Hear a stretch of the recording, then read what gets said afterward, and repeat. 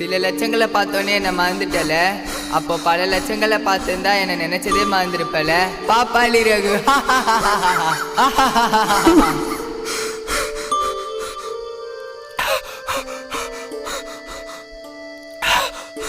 ஐயப்பா என்ன மன்னிச்சிரு, ஐயப்பா என்ன மன்னிச்சிரு. பணத்தாசையால நீ பக்கத்துல இருக்கிறத என்னால உணர முடியல ஐயப்பா, உணர முடியல.